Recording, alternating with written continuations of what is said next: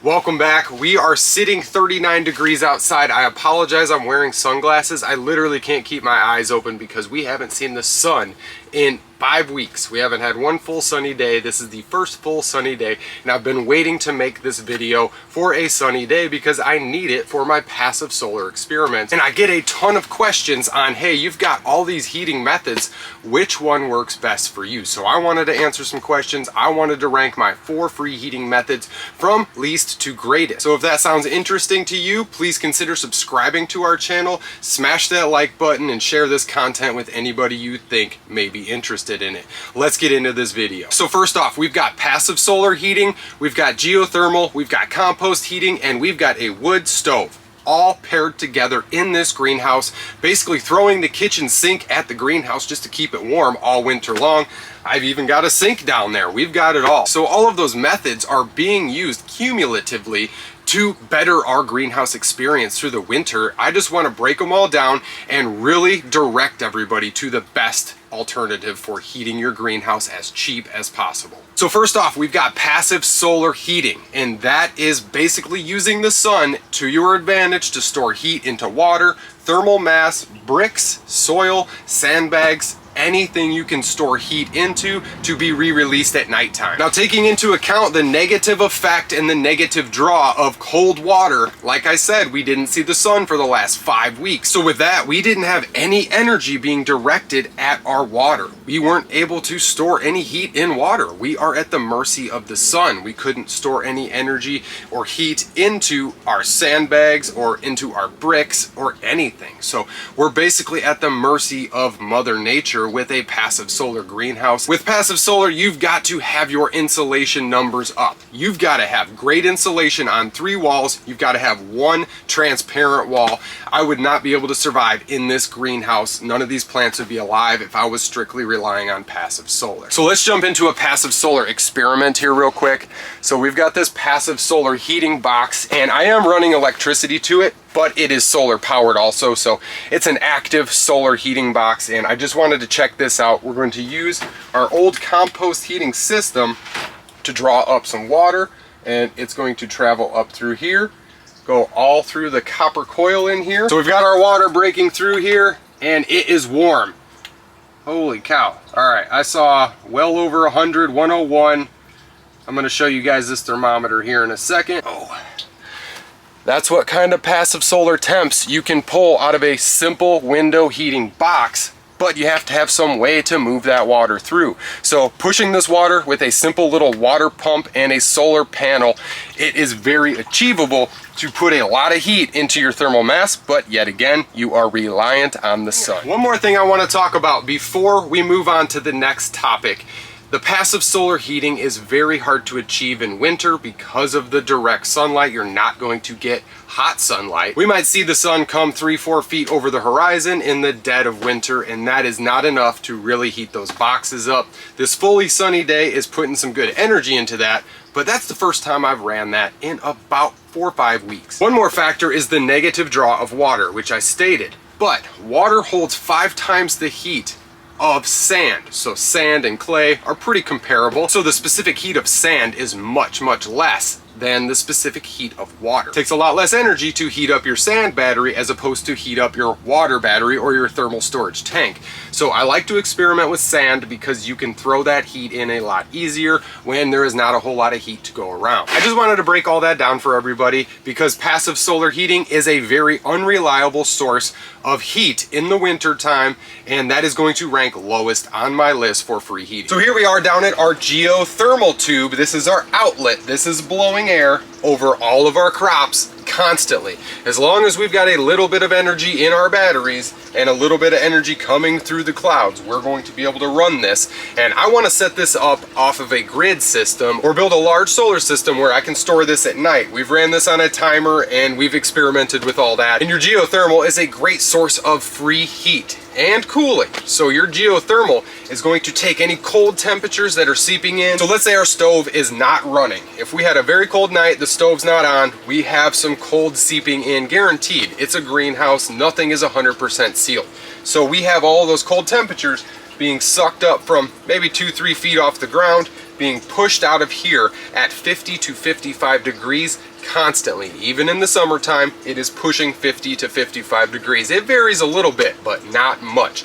This is a very reliable source of free heat or free cooling for your greenhouse. So breaking this geothermal system down, we have a 12 volt, 3.5 watt fan that is going to continually push all of this. It's a waterproof fan, so we don't have to worry about the condensation moisture in here. So it works very, very well, and it has been running for 3 years, constant. So we've got a 52 foot by 10 foot wide by about 7.5 foot tall greenhouse, leading us to maybe 38 to 3,900 cubic feet of air in this greenhouse.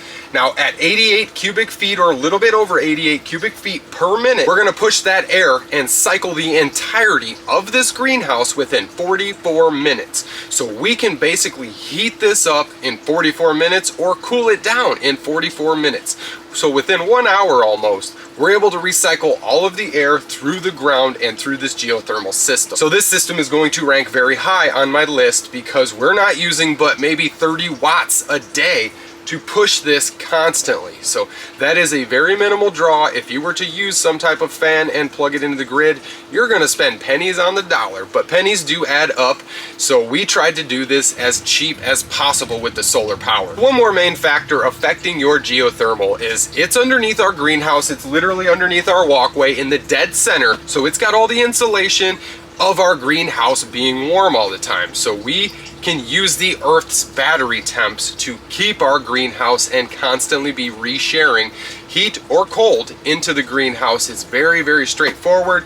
We buried this about 8 feet down, and I think since it's underneath the greenhouse and we keep it so warm, we didn't have to go a full 10 feet. Commonly, people go down about 10 feet to seek a geothermal line.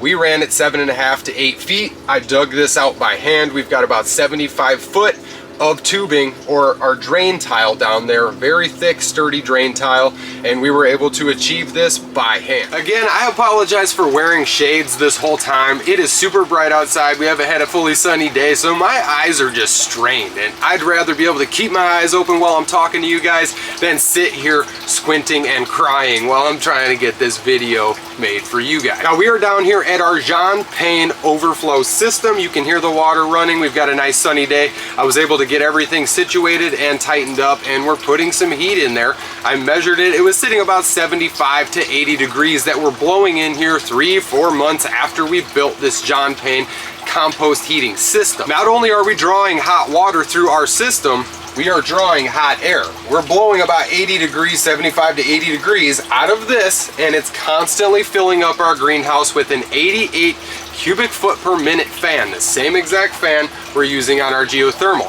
So that is going to cycle it at 44 to 45 minutes. So within 1 hour, we are heating this greenhouse up. That is how we're achieving this. This Champagne heating is my #1 most favorite system because it is totally free and there is no waste. Every resource we have and use to heat this system, all of the hardware and stuff, we reuse year after year, while all of the compost and all of the organic waste is just spread throughout the property and we start over again in fall. Now this 9-ton pile we've got out back is producing between 50 and 60,000 BTUs per hour. That is as much as a furnace for your home. Now this is almost as reliable and about as much work as geothermal.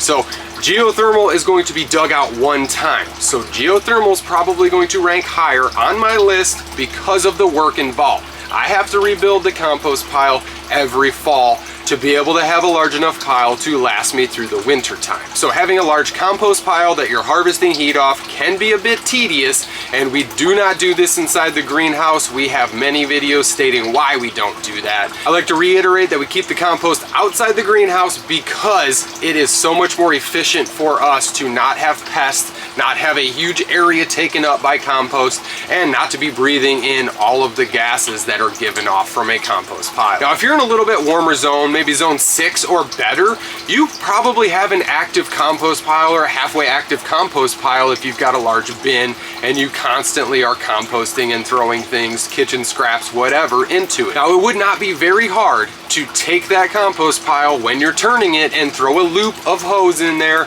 or throw a little bit of drain tile, or some dryer ducting if you can keep it from getting crushed. And you can pull some darn good heat off of your already active compost pile by simply throwing those devices in and either using the thermophilic draw, a thermosiphoning and letting it naturally flow, or you can use a little bit of solar power. You can hook up a fan, plug it in. It really doesn't require a whole lot of energy to be able to move some air or a little bit of water. Moving water is definitely a higher draw on your system, so we are constantly using our fan to produce heat and exchange heat, but we use our water when it is in need. I got this running today for you guys to show everybody how this is operating, but really we haven't ran this for maybe 2 to 3 weeks when it was very, very cold outside, because you can overdraw your pile. So if you have too small of a compost pile and you're pulling all that heat away right away, you're not gonna have the activity levels that you really need to continue and sustain a burn. Now let's talk about the wood stove behind me. We've got a nice 1950s laundry stove. So this was called a cowboy stove. One of my subscribers informed me because this can be broken down, packed up on a horse, and you take it out in the desert with you as you're traveling, and you can set it right back up, cook, eat, do whatever you need to, do some laundry. So we found this stove, picked it up super cheap, and we've been using wood chips and free wood. We have not spent a dime other than installing the piping and stuff and all the general stuff to keep it safe and operating properly. So we're keeping the cost at $0 to actually create BTUs from our stove, because we're only using recycled or free materials. We like to cut up pallets and use the pallets in here. So I want to break down the BTU output of this stove when you're burning wood. So 1 ton or 4 cubic yards of dry wood chips has about 11.5 million BTU potential. The same amount of wet wood chips, 4 cubic yards or 1 ton, is going to result in about 8.5 million BTUs. You're losing between 3 and 4 million BTUs just drying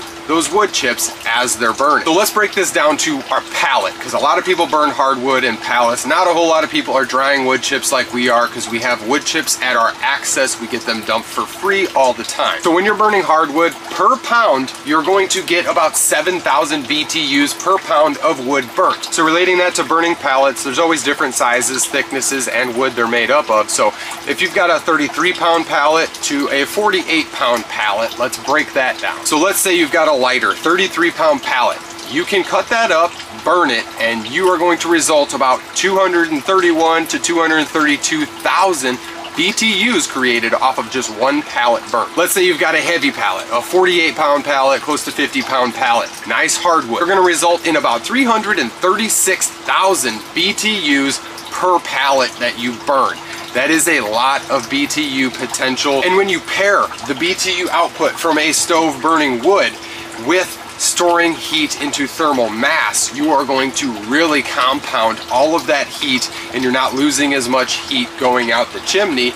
So you're able to store that, and you're able to use it at nighttime and re-release that. We like to store heat in sand and in water and in the air. So we are transferring all of the heat we possibly can and trying to pick up all those BTUs before they shoot out the chimney. So in summary, your passive solar heating is the least effective to heat your greenhouse in winter without spending an absolute fortune or having all of the materials on hand for free. You'd have to be a really lucky guy to be able to build an awesome passive solar greenhouse for free. So passive solar heating is lowest on my list. Coming in ranking second lowest on my list is this wood stove, because I actually have to come out here, physically start a fire, and continually feed it in order to produce those BTUs. So sitting at number 3 on my list is compost heating. We are constantly shedding BTUs into this greenhouse from our compost because I've set all these autonomous systems up and they're continuously running without fail, without intervention. Why I ranked it number 3 and geothermal number 1 is because of the amount of work I have to do.